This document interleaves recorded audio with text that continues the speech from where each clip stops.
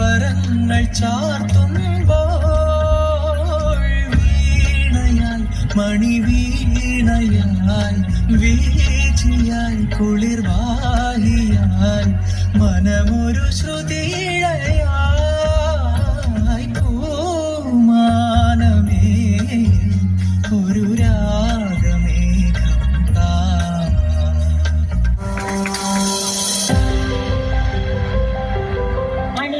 മണിമണിമേഘത്തോപ്പിൽ ഒരു മലർന്നുള്ളാൻ പോകും അഴകി ഉയരങ്ങളിലൂടെ പല നാടുകൾ തേടി ഒരു കിന്നാരം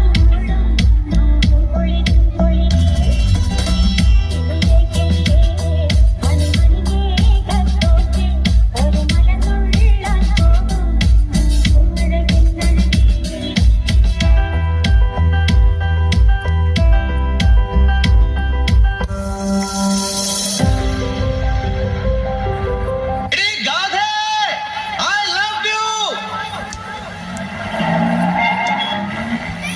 ഇത്രയല്ലേ ഉള്ളൂ? അല്ല, തീർന്നില്ല. പിന്നെ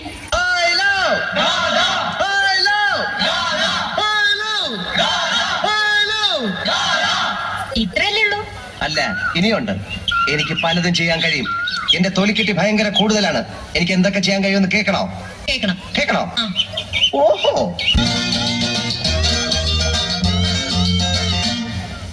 കവിളിണൈ കുങ്കുമമോ പരിഭവവർണ്ണ പരാഗങ്ങളോ കവിതയുമായി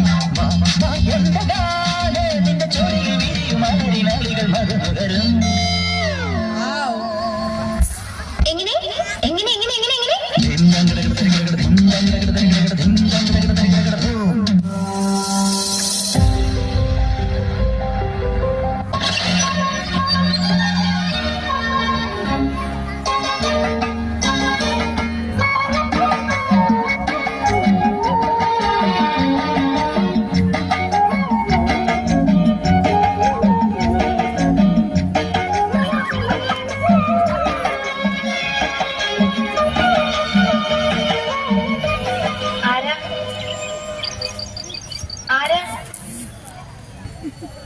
ചെവി കേക്കില്ലേ?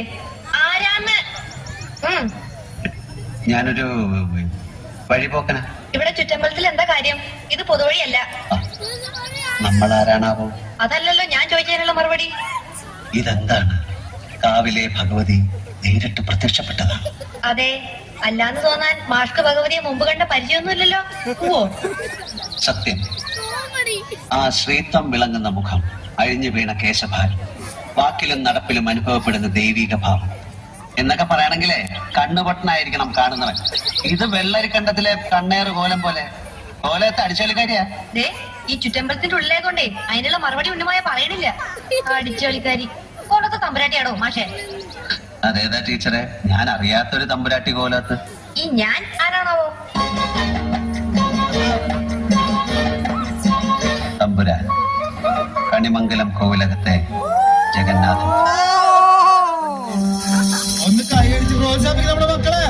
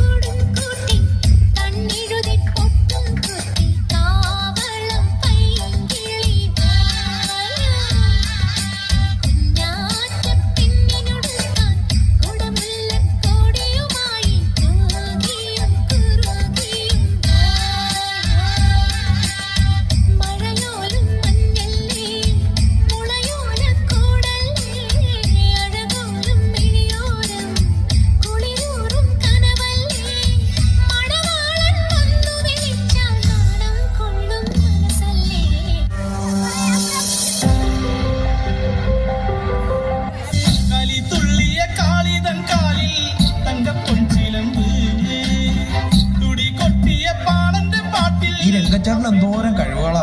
ഡാൻസ് കളിക്കും, അഭിനയിക്കും. കണ്ടിട്ട് കെട്ടിപ്പോയി ഞങ്ങള് ഇല്ലേ?